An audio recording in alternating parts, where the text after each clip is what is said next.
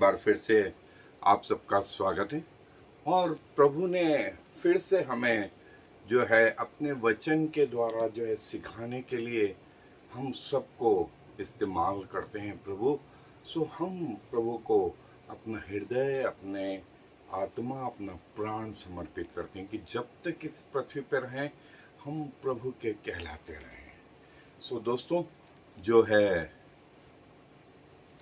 हम प्रकाशित वाक्य का क्रमानुसार अध्ययन कर रहे हैं और आज जो है प्रकाशित वाक्य का नौवा अध्याय। और हमने जो है ये देख लिया था कि 5 जो 7 मोहरें खोलनी थी, 7 मोहरों में से जो है 4 मोहर प्रभु खोल चुके थे और उनके क्या परिणाम रहे थे हमने देखा था। वो घोड़े जो है वो निकल करके आए थे। और उसके बाद आज जो है 5वें, 6ठे और 7वीं मोहर खोलने पर क्या इस पृथ्वी पर जो है परिवर्तन आया, स्वर्ग में परिवर्तन आया, वो हम देखने जा रहे हैं। सो आप भी मेरे दोस्तों 5वीं, 6ठी और जो है 7वीं मोहर जो है जब प्रभु ने खोली तो क्या परिवर्तन आए वो हम एक एक करके क्रमानुसार देखना चाहते हैं। और जो पहली आयत में लिखा है, 5वें स्वर्गदूत ने तुरही फूकी तो मैंने स्वर्ग से पृथ्वी पर एक तारा गिरता हुआ देखा और उसे अथाह कुंड की कुंजी दी गई थी। And the fifth angel sounded, and I saw a star fall from heaven unto the earth, and to him was given the key of the bottomless pit. So, प्रभु का जो ये दास है वो बोलता है 5वीं मोहर खोलने पर जो है जब 5वें स्वर्गदूत ने तुरही फूकी तो मैंने स्वर्ग से पृथ्वी पर एक तारा गिरता हुआ देखा। स्वर्ग से पृथ्वी पर नंबर 1। दूसरी चीज, और उसे अथाह कुंड की कुंजी दी गई। और जो है स्वर्ग से पृथ्वी पर जो तारा था और उसे, उस स्वर्गदूत को, उस अथाह कुंड, हिंदी में दोस्तों इतना अच्छा नहीं है लेकिन बॉटमलेस पिट, और यही प्रकाशित वाक्य के 20वें अध्याय में भी यही शब्द आया है, बॉटमलेस पिट।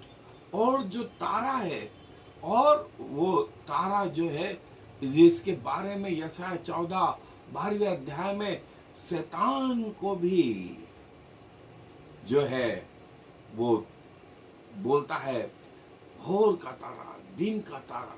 प्रभु यीशु मसीह के पैरेलल जो है वो अपने आप को खड़ा करना चाहता है। और इस 5वीं तुरही के फूंकने पर जो है वो बॉटमलेस पिट खोला गया, बॉटमलेस पिट खोला गया। और जो है 20वें अध्याय में जो हम देखते हैं कि इसी बॉटमलेस पिट में, इस अथाह कुंड में शैतान को 1000 वर्ष के लिए बांध दिया गया था। और जो है वो ये कि जो चाबी दी गई है, और यदि आप देखेंगे कि वहां जंजीरों से शैतान को बांध दिया गया। 20वां अध्याय पहली आयत में ही ये लिखा हुआ है। सो ये क्रॉस रेफरेंस जो है हमें यहाँ देखने को मिलता है। और एंजल के लिए जो शब्द है, ओरिजिनल ग्रीक शब्द एजिलॉस, मैसेंजर, प्रोक्लेम, अनाउंस। और हेवन, स्वर्ग के लिए जो शब्द यहाँ इस्तेमाल हुआ ऑरेनोस, ऑरेनोस। पृथ्वी के लिए जो शब्द इस्तेमाल हुआ है वो जी। और बॉटमलेस पिट के लिए पेर एयर, और पेयर ऐसी जगह जिसका जिसका धरातल नहीं, जिसमें पांव रखने की जगह नहीं, घूमते रहें घूमते रहें घूमते रहें।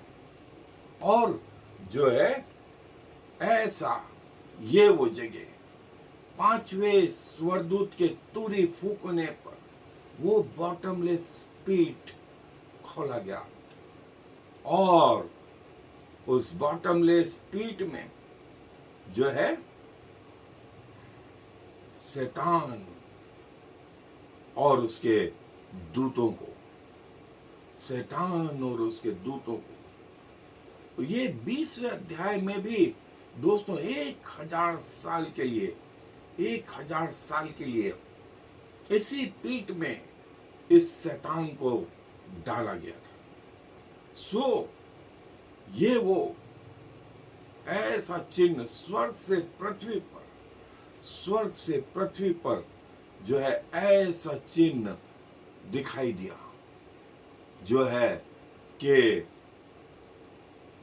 जैसा मैंने बोला 20 अध्याय पहली 3 आयतों में भी कि शैतान को इस बॉटमलेस पिट में, अथाह कुंड में, हिंदी में अथाह कुंड आया है लेकिन अंग्रेजी शब्द ज्यादा मीनिंगफुल है, बॉटमलेस पिट, बॉटमलेस पिट, इसमें वो जो है इसको डाल दिया गया, इसको डाला गया। और एक तारा ऊपर स्वर्ग से नीचे पृथ्वी तक गिरा और जो है पांचवी विपत्ति जो है वो हेल ऑन अर्थ, पृथ्वी पर नरक, पांचवी विपत्ति में जो है। और हम और आगे देखेंगे दोस्तों, जो है ये फॉलन एंजल्स, जो वो तारा जो है, जैसा हमने देखा यशाया 14 में भी शैतान ने अपने आप को वो तारा प्रभु यीशु मसीह के पैरेलल खड़े होने के लिए, जो लूसीफर था कि मैं जो है परमेश्वर के वे ऊंचा हो जाऊंगा, अपना सिंहासन परमेश्वर से ऊंचा रखूंगा, वो गिरा दिया गया, वो गिरा दिया गया दोस्तों। ये पांचवी विपत्ति, ये पांचवी विपत्ति, और ये पूरा चित्र एक सारांश के रूप में पांचवी विपत्ति का। और जो है फिर वो ये बोलता है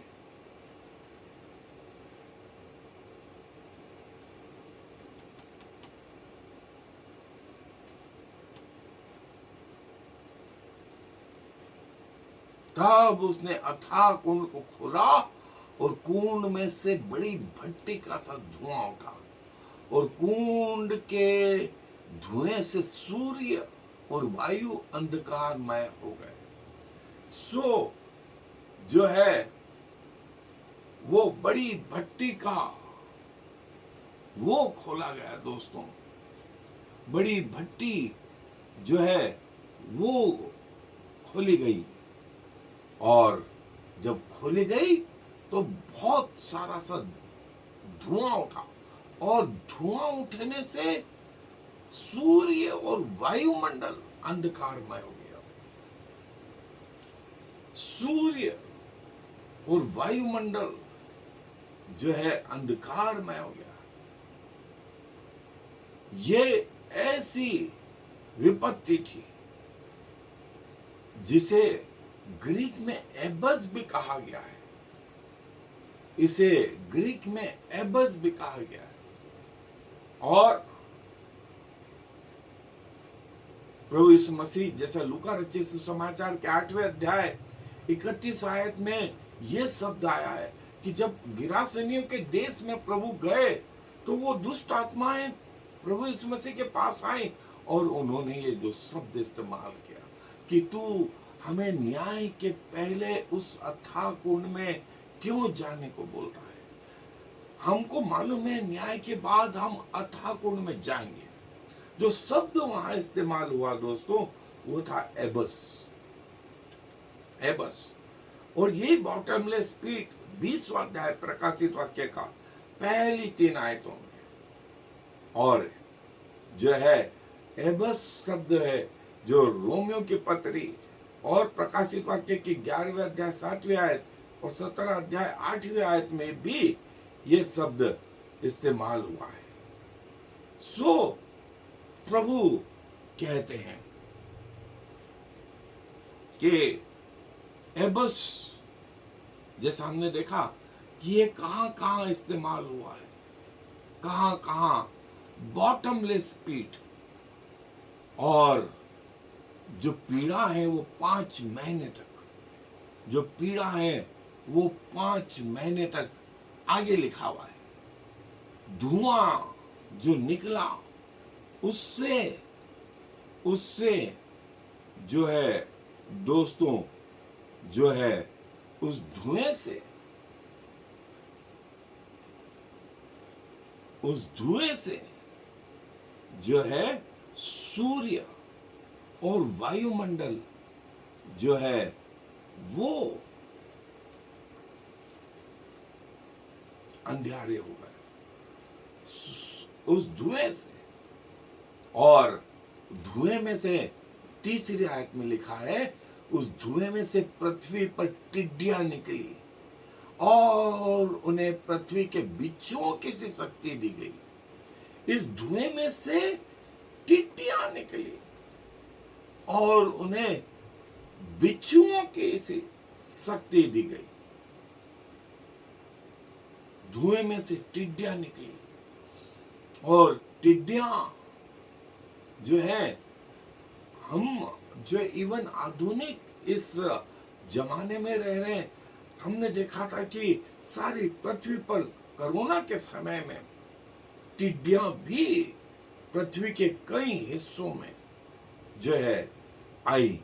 भारत भी उससे अछूता नहीं रहा। जो शक्ति के लिए शब्द इस्तेमाल हुआ, एक्सोयूसिया, एक्सोयूसिया, पावर, पावर। और टिड्डियों के लिए जो शब्द आया है एक्रिस, एक्रिस, लोकस्ट, अंग्रेजी में लोकस्ट, हिंदी में टिड्डियां। हानि, अडिक्यो, अडिक्यो, डैमेज करने का, पीड़ा पहुंचाने का और रॉन्ग, गलत करने का अधिकार उन्हें दिया। और आदमियों के लिए जो शब्द है एंथ्रोपोस, एंथ्रोपोस। और परमेश्वर के लिए जो शब्द आया है वो थियास, थियास। ये वो टिड्डियां निकली दोस्तों उस धुएं में से, उस धुएं में से।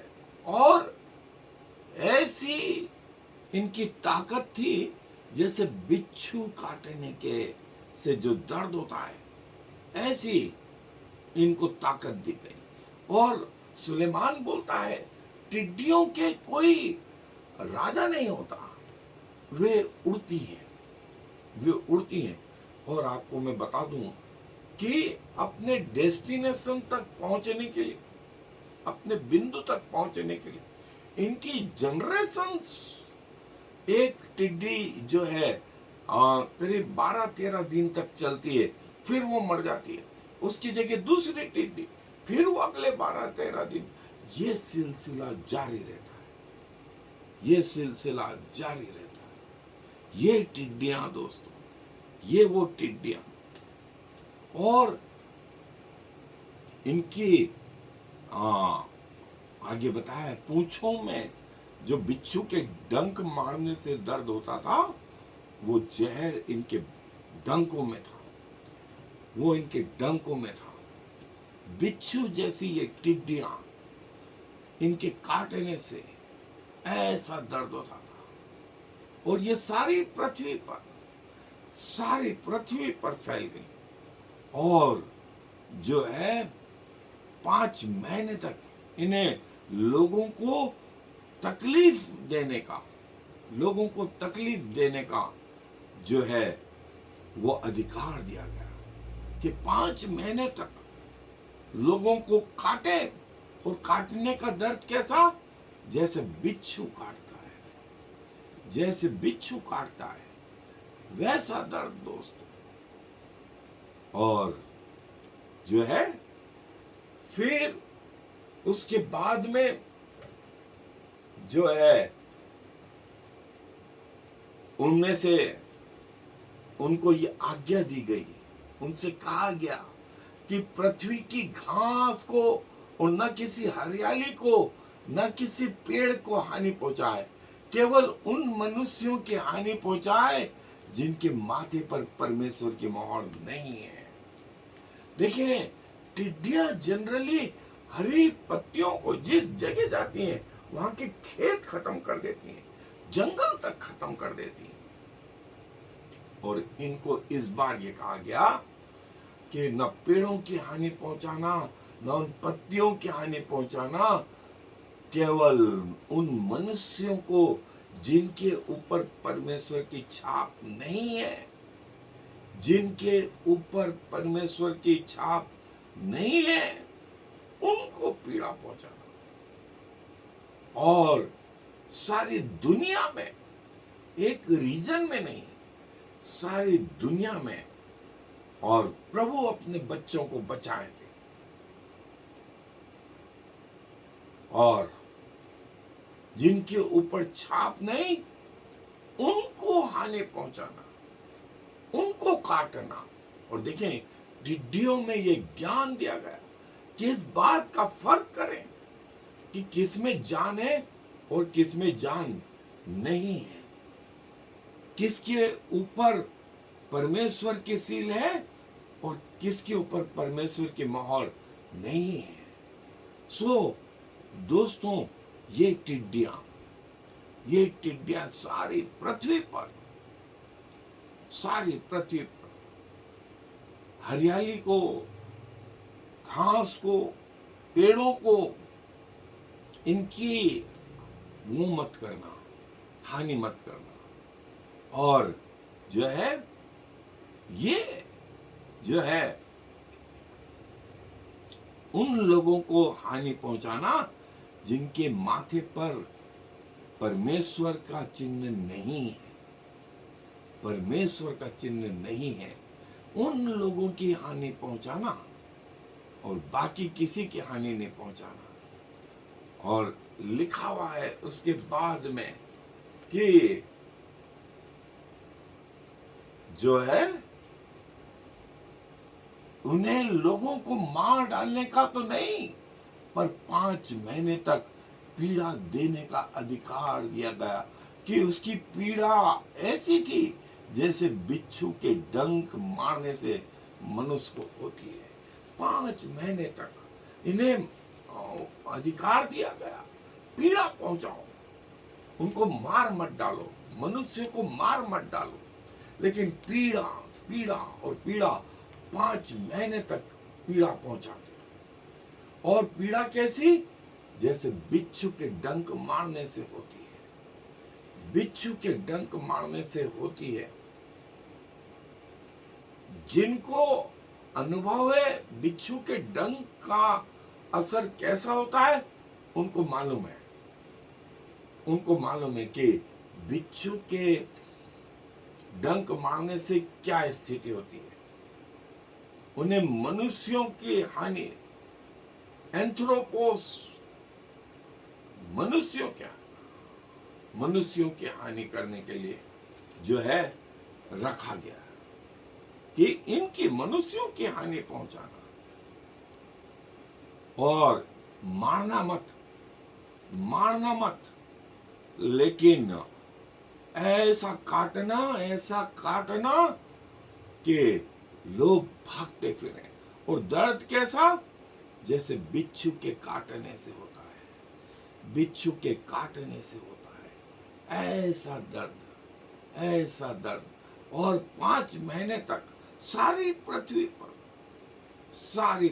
पर ये बिच्छू के काटने का जो है वो कि ऐसा दर्द।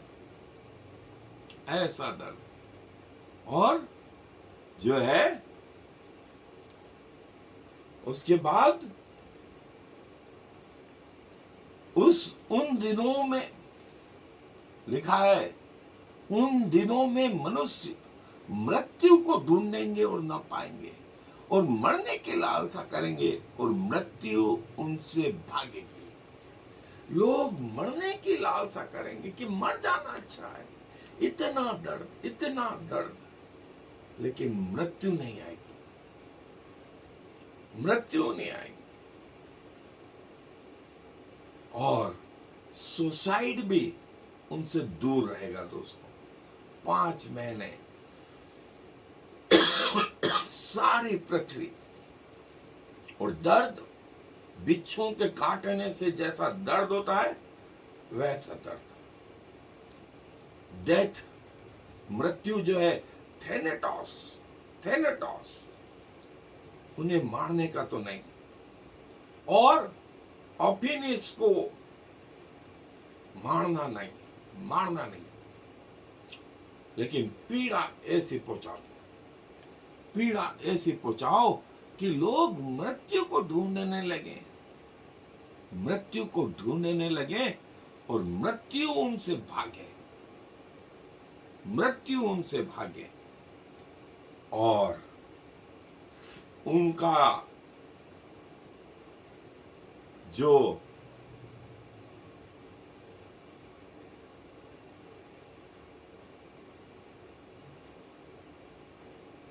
मृत्यु उनसे भागे। लोग मृत्यु को ढूंढेंगे, लेकिन मृत्यु उनसे भागेगी। और लिखा है कि इन टिड्डियों का आकार लड़ाई के लिए तैयार किए हुए घोड़ों जैसे थे, और उनके सिरों पर मानो सोने के मुकुट थे, और उनके मुंह मनुष्यों के से जैसे थे। इनका आकार जो है घोड़ों जैसा, जैसे घोड़े तैयार होते हैं युद्ध के लिए, और उनके सिरों पर मुकुट, सोने के मुकुट, और उनके चेहरे ऐसे थे जैसे मनुष्यों के चेहरे। और ये जो वर्णन है दोस्तों, लिटरली मनुष्यों के मुंह के जैसे, उनके सिरों पर सोने के मुकुट, सोने के मुकुट, और जो है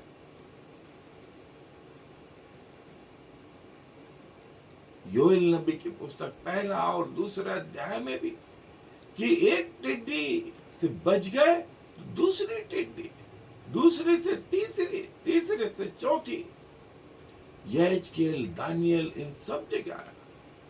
और दोस्तों, ये है परमेश्वर के प्रकोप का, जो परमेश्वर ने पहले से बताया, परमेश्वर ने पहले से बताया।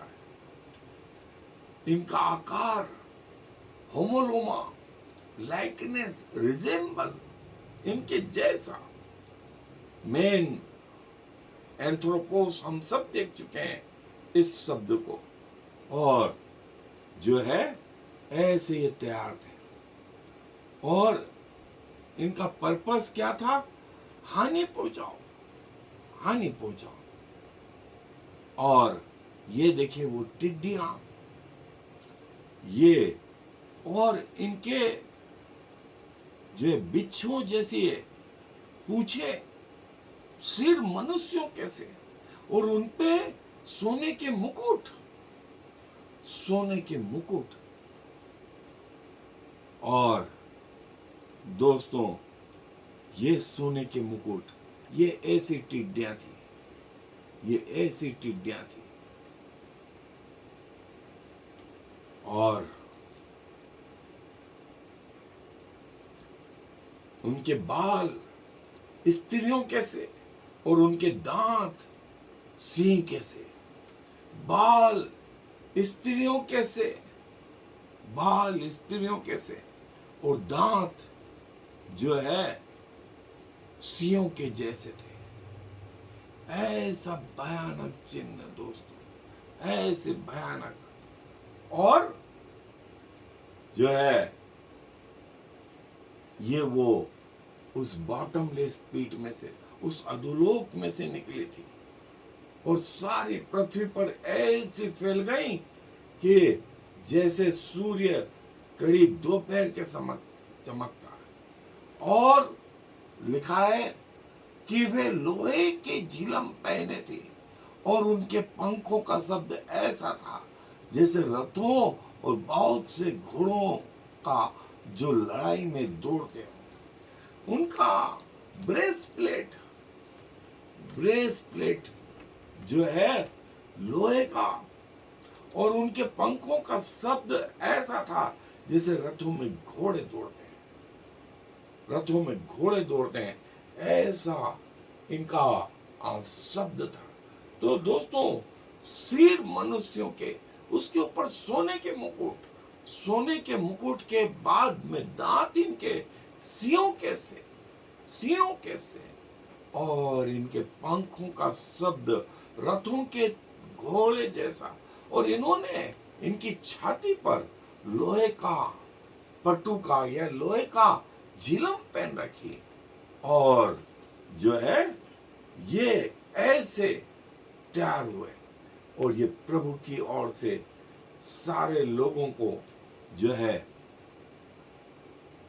ऐसा सारी पृथ्वी पर फैल गए, सारी पृथ्वी पर फैल गए। ये स्त्रियों के से बाल, स्त्रियों के से बाल, छाती पर लोहे की झिलम, और पंखों का शब्द ऐसे जैसे युद्ध में घोड़े तैयार होते हैं, सिंह जैसा मुंह और दांत भी सिंह जैसे, और जो है ये इनका सेब 5 महीने तक इन्हें अधिकार दिया गया कि मनुष्य की हानि करे। 5 महीने तक काटे, मारे नहीं, और उन दिनों में लोग मृत्यु को ढूंढेंगे और मृत्यु उनसे भागेगी, और मृत्यु उनसे भागेगी, ऐसा परमेश्वर का वचन कहता है। और जो उनकी पूंछे हैं, उनकी पूंछे में जो है वे बिच्छुओं के, 10वीं आयत में लिखा है, उनकी पूंछ बिच्छुओं की सी थी और उनमें डंक थे, और उन्हें 5 महीने तक मनुष्यों को दुख पहुंचाने की जो शक्ति मिली थी वो उनकी पूंछों में थी। जो शक्ति थी वो पूंछों में थी। बिच्छुओं जैसी पूंछे थी, बिच्छुओं जैसी पूंछे थी दोस्तों। और जो 5 महीने तक जो पावर था वो जहर का, मैं बोलूंगा, वो उनकी पूंछों में था, पूंछों में था। और जो ओरिजिनल शब्द आया है कैंट्रा, ग्रीक शब्द जो है उसका इंग्लिश में ट्रांसलेशन स्टिंग, डंक, डंक, और जो है ऐसा था। और उन्हें पीड़ा पहुंचाने का जो अधिकार था 5 महीने तक, वो शक्ति, एक्सोयूसिया, ये ग्रीक शब्द शक्ति के लिए, और मनुष्य के लिए एंथ्रोपोस, ये उनकी पूंछों में वो ताकत थी, इनकी पूंछों में वो ताकत थी। सो ये पूरा वर्णन दोस्तों इन टिड्डियों का, इन टिड्डियों का, और ये वो अथाह कुंड में से निकली, सारी पृथ्वी पे फैल गई, और ऐसी फैली कि इन्होंने सूर्य की रोशनी और वायुमंडल को अंधकार कर दिया, और जिन जिन के माथों पर परमेश्वर की मोहर नहीं थी उन्हें 5 महीने तक पीड़ा। और फिर लिखा है अथाह कुंड का दूत उन पर राजा था, उसका नाम इब्रानी में अबदोन और यूनानी में अपोलियोन। अथाह कुंड का राजा, जिसका नाम अबदोन और ग्रीक में अपुल्योन, अपुल्योन, अबदोन और अपुल्योन, ये जो है अबदोन और अपुल्योन पे दोस्तों हम डिटेल में आपको मैंने टॉपिकल स्टडी में बताया। इनका शाब्दिक अर्थ भी जो है, जैसे अबदोन का मतलब होता है डिस्ट्रक्शन, डिस्ट्रक्शन। अपुल्योन का मतलब होता है डिस्ट्रॉय, डिस्ट्रॉय। और अथाह कुंड का या बॉटमलेस पिट का राजा इनका अधिकारी था, और जो है इनके ऊपर जो है वो अधिकार चलाता था। सो टिड्डियां जो है इसकी अबदोन और अपुल्योन, और ये शैतान के द्वारा संचालित, ये शैतान का रूप जो है, राजा जो है उसके लिए शब्द है बेसिलियो, और एंजल्स के लिए हमने देखा एजिलोस। अबदोन, अबदोन जो डिस्ट्रॉय करता है, समाप्त करता है, नष्ट करता है, और अपुल्योन का मतलब डिस्ट्रॉयर। ये शैतान के जो है एक बोलूंगा पर्यायवाची शब्द, पर्यायवाची शब्द।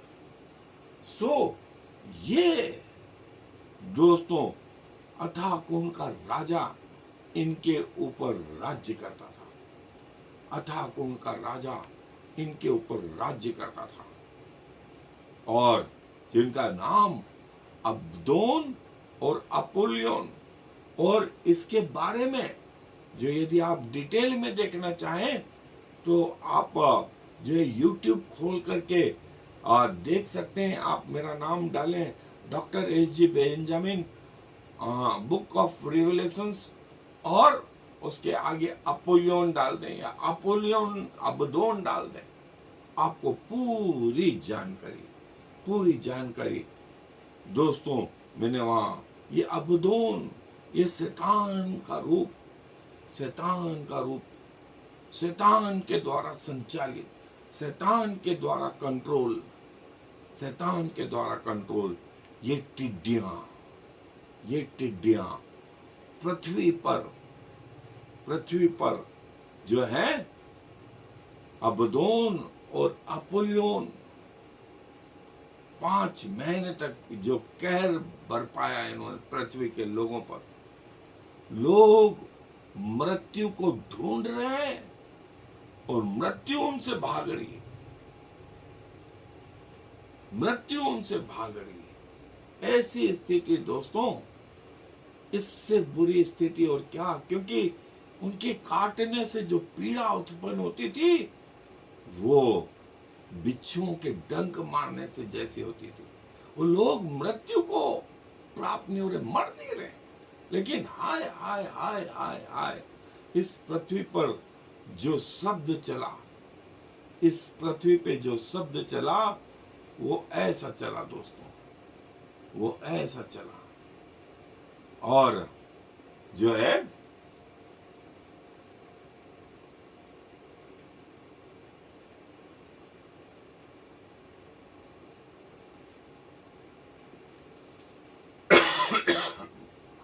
पहली विपत्ति, देखिए 5वीं विपत्ति है, लेकिन इस अध्याय में जो 5वीं तुरी फूकी गई उसका परिणाम था 2 तुरियां और फूकनी बाकी है, और पहली विपत्ति बीत चुकी।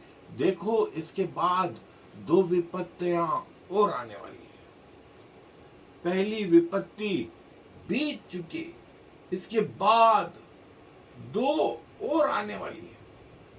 हाय हाय, वो विपत्तियों जो है, ये 7 साल का जो दानियल नबी का काल है, ये उस दौरान ये विपत्ति, उसके दूसरे हाफ में, ये भी मैं आप YouTube पे यदि आप दानियल का 70वां सप्ताह करके आप ये डाल दें, डेनियल 70th वीक, आपको ये जानकारी मिल जाएगी और जो है आप इस जगह जाकर के वो देख पाएंगे। हाय हाय हाय, पहली विपत्ति बीत गई, इसके बाद 2 विपत्तियां और आने वाली हैं। और छठे स्वर्गदूत ने तुरी फूकी और जो है सोने की वेदी जो परमेश्वर के सामने है, उसके सींगों में से मैंने ऐसा शब्द सुना। परमेश्वर के सामने जो वेदी है, उसके सींगों में से मैंने ऐसा शब्द सुना। छठे स्वर्गदूत ने तुरी फूकी, छठे स्वर्गदूत ने तुरी फूकी और परमेश्वर के संदूक के सामने, निर्गमन की पुस्तक 27वां अध्याय 2 आयत में लिखा है, चार सींगों के बीच में, और यहां से वो जो है आवाज आएगी। वो स्वर्गदूत फिर वही एजिलोस अल्टर के लिए थुसियास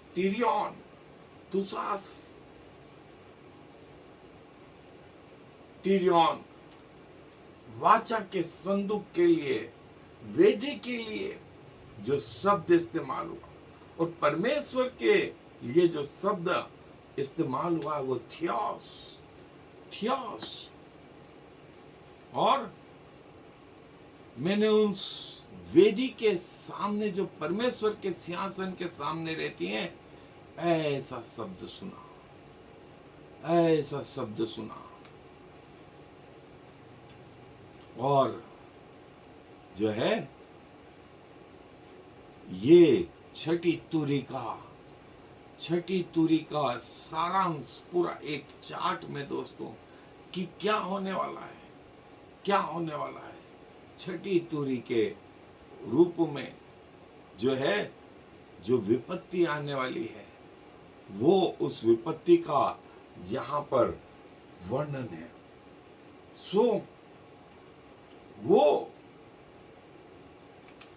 जो है 14वीं आयत में लिखा है, मानो कोई छठवें स्वर्गदूत से जिसके पास तुरी थी कह रहा है, उन 4 स्वर्गदूतों को जो बड़ी नदी फरात के पास बंधे हुए हैं, खोल दे। छठे स्वर्गदूत ने जब तुरी फूकी तो उससे कहा गया, उन स्वर्गदूतों को जो बड़ी नदी यूफ्रात है, उन्हें खोल दे। और दोस्तों, आपको ताजुब होगा, ये यूफ्रात नदी का वर्णन उन नदियों में है जो अदन के बगीचे को सींचती थी। और यूफ्रात या फरात नदी जो है आज भी इराक में पाई जाती है। सद्दाम हुसैन के महल के पीछे ये एक बड़ी नदी, और ऐसा इसलिए कहा गया कि यहीं पर अदन का बगीचा था। और देखिए, जो नदी उस समय थी वो आज भी है। और परमेश्वर ने कहा छठे स्वर्गदूत को तुरी फूकने के बाद कि उन 4 स्वर्गदूतों को जो बंधे पड़े हैं इस फरात नदी के पास, यूफ्रात नदी के पास में, उनको खोल दे। और वे जो है खोल दिए गए दोस्तों, और वे खोल दिए गए जो समय के लिए तैयार किए गए थे, और कि मनुष्यों की 1/3 मार डालेंगे। मनुष्यों की 1/3 मतलब मालूम दोस्तों, आज जनसंख्या है करीब 750 से 800 करोड़। 750 से 800 करोड़। यदि 750 करोड़ भी बोली आपने तो 1/3 मतलब कितने? 250 करोड़। 250 करोड़ लोग मार डाले जाएंगे इस विपत्ति में। और जैसा मैंने कहा कि उत्पत्ति के 4 अध्याय 8वें आयत में लिखा है, यूफ्रात नदी उस अदन के बगीचे को सींचती थी, उन 4 नदियों में एक नदी। और आज भी ये नदी जो है इराक में सद्दाम हुसैन के महल के पीछे पाई जाती है। सो दोस्तों, ये और नदी जो है इसके भी जो है मैंने आपको चिन्ह बताए थे। और यूफ्रात नदी, ये 4 स्वर्गदूत को खोल दे जो यूफ्रात नदी के ऊपर बंधे पड़े हैं। और इनसे जो है करीब 1/4 1/3 के लिए कहा गया है। 1/3 मतलब करीब 250 करोड़ लोग मरेंगे। 1-2 करोड़ नहीं दोस्तों, 1-2 करोड़ नहीं, 250 करोड़ लोग मरेंगे। कैसा भयानक सीन होगा। सारी पृथ्वी पर हाहाकार इस विपत्ति के कारण। क्योंकि 100-200 लोग मरते तो दोस्तों समझ में आती, लेकिन 250 करोड़ लोग मरेंगे तो ऐसा जलजला। और प्रभु का वचन कहता है कि इसके बाद जैसे उन 4 स्वर्गदूत को खोला 15वीं आयत में, वे 4 दूत खोल दिए गए जो उस घड़ी और दिन और महीने और वर्ष के लिए मनुष्यों के 1/3 के मार डालने को तैयार किए गए थे। तैयार किया गया था इनको कि 1/3 मनुष्यों की मार डालना, 1/3 को मार डालना। ये उस घड़ी, उस दिन, उस माह और वर्ष के लिए तैयार किए गए कि जब खुल जाए तो ऐसा कहर बरपा देंगे कि 1/3 मनुष्यों की मार डाली जाएगी। स्ले मतलब काट डालना, मार डालना। एपोक तीनों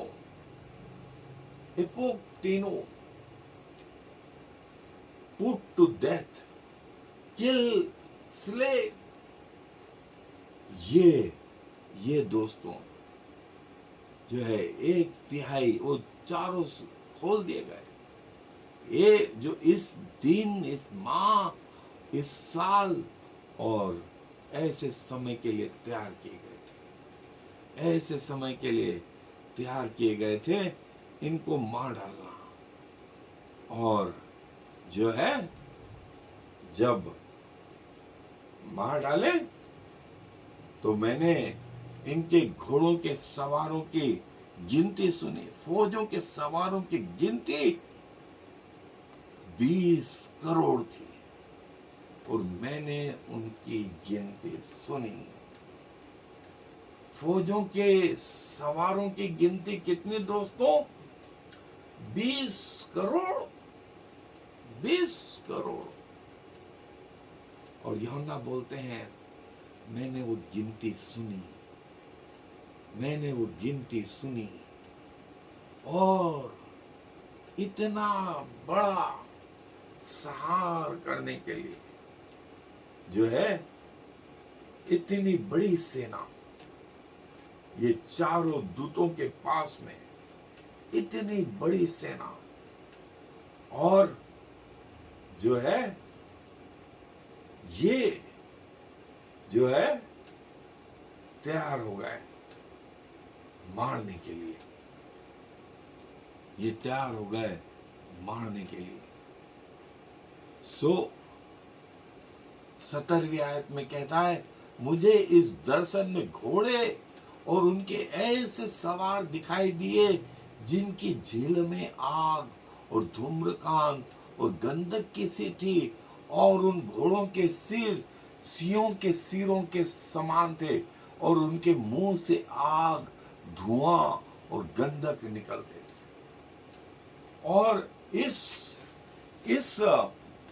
जो है दर्शन में जो है ऐसा ऐसा देखा गया, ऐसा देखा गया। सो जो घोड़े के सवार थे वे उनके झील में आग और धूम्रकांत और गंधक सी थी। ऐसे सवार दोस्तों, ऐसे सवार, और उनके सिर सियों के जैसे, और उनके मुंह से गंधक और धुआं और आग, तीन चीज मुंह से निकलती थी। उनके मुंह से तीन चीज निकलती थी। ये घोड़े ऐसे थे जो लड़ाई के लिए तैयार किए गए, जो लड़ाई के लिए तैयार किए गए हों, और जो है इससे वे हानि पहुंचा रहे थे। इससे उन्होंने पृथ्वी की 1/3 को मार डाला। पृथ्वी की 1/3 मतलब जैसा मैंने कहा कि 250 करोड़ से ज्यादा ही, कम नहीं। 250, यदि 800 बोले, 800 करोड़ दुनिया की जनसंख्या, तो 800 का 1/3 दोस्तों फिर करीब 265 करोड़ के करीब हो जाएगा। 265, 270 करोड़ के करीब हो जाएगा।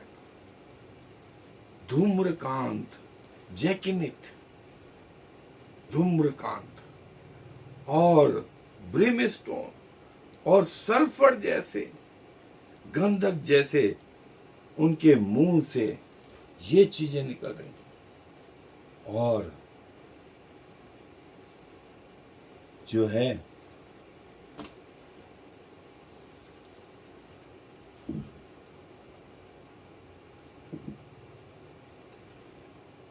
उससे 1/3 इन तीनों महामारियों अर्थात आग और धुएं और गंधक से जो उनके मुंह से निकलते थे, मनुष्यों की 1/3 मार डाली गई। 1/3 मार डाली गई इन विपत्तियों से, इन विपत्तियों से,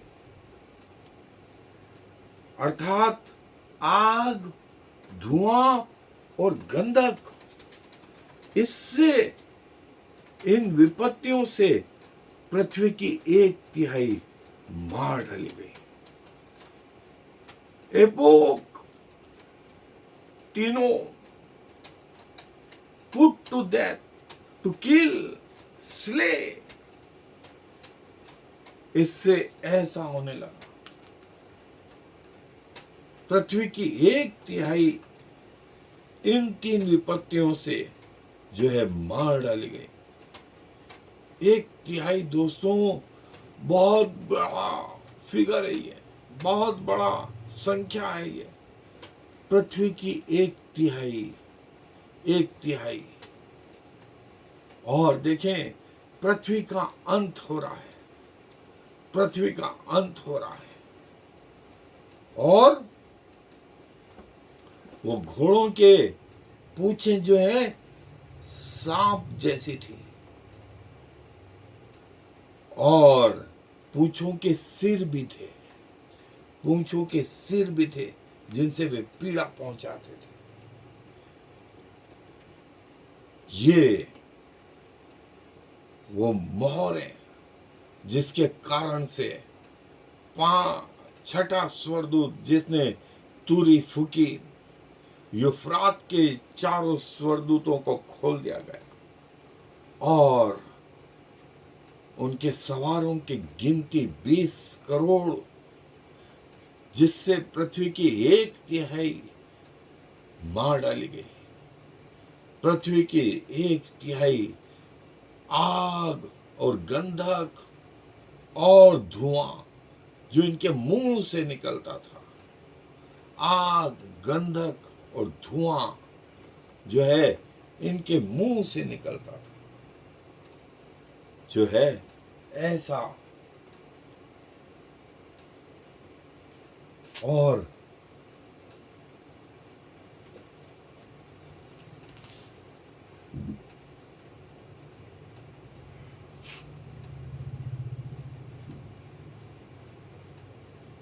उनकी जो शक्ति थी, उन घोड़ों के सामर्थ्य उनके मुंह और उनके पूंछों में थी, इसलिए कि उनकी पूंछें सांप जैसे थी और उन पूंछों के सिर पे थे, इन्हीं से वे पीड़ा पहुंचाते थे। घोड़ों के शक्ति जो है उनकी पूंछों में थी और पूंछें सांप जैसी थी, जिनके सिर थे और मुंह से 3 चीज निकल रही थी, आग, धुआं और गंधक। और इससे वे हानि पहुंचा रहे थे,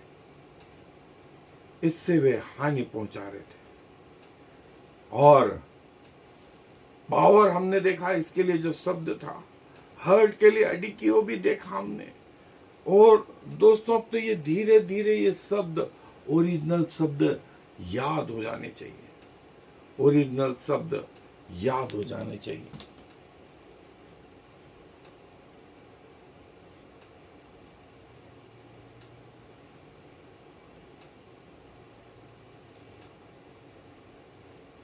और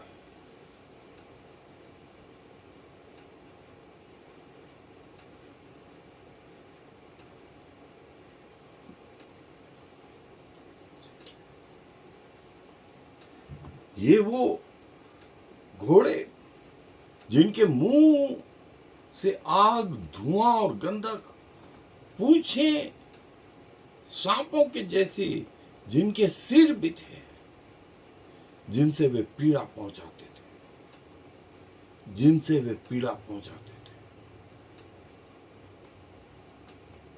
और 1/3 पृथ्वी के लोगों को मार डाला।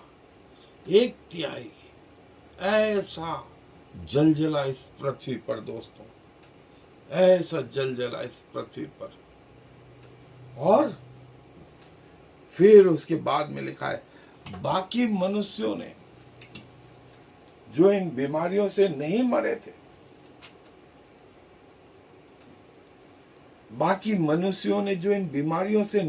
थे, उन्होंने जो है मन न फिराया, अपने हाथों के कामों से मन न फिराया कि दुष्ट आत्माओं की और सोने और चांदी और पीतल और पत्थर और काठ की मूर्तियों की पूजा न करें, जो न देख, न सुन, न चल सकती है। मन नहीं फिराया। ह्यूमैनिटी स्टबर्ननेस ये जारी रहा, ढीठ बने रहे, मरना मंजूर है, लेकिन मन नहीं फिराएंगे।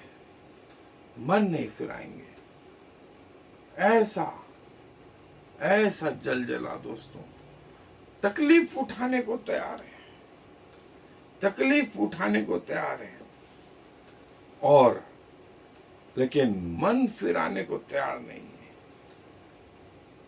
है। एंथ्रोपोस, रिपेंट के लिए जो शब्द आया है, मेटानोयो, अपने रास्ते को चेंज कर देना। पूरब जा रहे थे, अब पूरब नहीं, वापस पश्चिम में बिल्कुल यू टर्न मार देना, इसको बोलते हैं रिपेंटेंस। इसको बोल, अपने कामों के लिए जो शब्द आया है, अर्गोन, और परमेश्वर की आराधना के लिए जो शब्द आया है, प्रोस्किनटिस, प्रोस्किंटिस, और शैतान के लिए जो शब्द आया है डायमोनियन, डेविल शब्द यहीं से आया दोस्तों। और मूर्तियों के लिए जो शब्द आया है आइडोल्स, इडिलॉन, इडिलॉन, और जो है अपने कामों से मन नहीं फिरा, ढीठ बने रहे, ढीठ बने रहे, लेकिन मन नहीं फिराएंगे, मन नहीं फिराएंगे। सो परमेश्वर ने भी इन्हें इनकी इच्छाओं पर छोड़ दिया।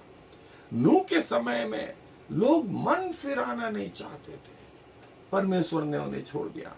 कलीसिया में, रोम की कलीसिया भी परमेश्वर से विवाद करती, परमेश्वर ने उनके मन के अनुसार छोड़ दिया।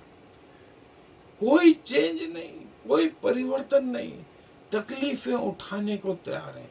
और देखें यही चीज वो अंत के दिनों में शैतानी लोग इस बात के लिए तैयार है कि तकलीफ उठाएंगे, मर जाएंगे, लेकिन मन नहीं फिराएंगे, परमेश्वर की ओर नहीं आएंगे, परमेश्वर की ओर नहीं आएंगे। चाहे कितना भी नुकसान क्यों ना उठाना पड़े, चाहे कितना भी नुकसान क्यों ना उठाना पड़े। सो दोस्तों, ये हम सब के लिए जो है लेसन है, हम सब के लिए ये लेसन है। परमेश्वर चाहता है कि हम मन फिरा, जो खून और टोना और व्यभिचार और चोरी उन्होंने की थी, उनसे उन्होंने मन नहीं फिराया। जो खून और टोना और व्यभिचार और जो चोरी उन्होंने की थी, उनसे मन नहीं फिराया। अपने पापों में डूबे रहे, अपने पापों में डूबे रहे। और यदि शायद मन फिरा लेते तो परमेश्वर माफ कर देता। मन फिरा लेते तो परमेश्वर शायद माफ कर देता। जो है टोना, सॉर्सरीज, विचक्राफ्ट, मैजिक, व्यभिचार, फॉर्निकेशंस, एडल्ट्री, और प्रभु चाहता था कि यहां से मन फिराएं, यहां से मन फिराएं, लेकिन मन फिराना नहीं चाहते थे, मन फिराना नहीं चाहते थे। और प्रभु ने उन्हें उनकी मर्जी पर छोड़ दिया। सो दोस्तों, ये छठी स्वर्गदूत की तुरी थी। और 7वें स्वर्गदूत ने भी जो है जो तुरी फूकी, उसके साथ फिर से जो है विपत्ति है। सो वो क्या है, हम आगे देखेंगे। प्रभु अपने वचन पर आशीष दे। आए दुआ में अपने सरों को झुकाएं, दुआ करें। धन्यवाद, धन्यवाद और धन्यवाद प्रभु, अपने वचन को हमें बताने के लिए। जगत के मूर्ख हैं प्रभु, ऐसी कोई योग्यताएं नहीं कि आपके चरणों में आकर के आपके वचन को सीख सके। लेकिन जैसे भी हैं प्रभु, अपना शरीर, प्राण, आत्मा आपको समर्पित करते हैं। जब तक इस पृथ्वी पर रहें, आपके प्रति विश्वास योग्य बने रहने का सौभाग्य प्रदान करें। सारा मान, सम्मान, गौरव आपको देते हुए इस विनती को प्रभु यीशु मसीह के नाम से मांग लेते हैं। I am the Lord. There is no other God. I have prepared you, even though you do not know me, so all the world from east to west will know there is no other God. I am the Lord, and there is no other.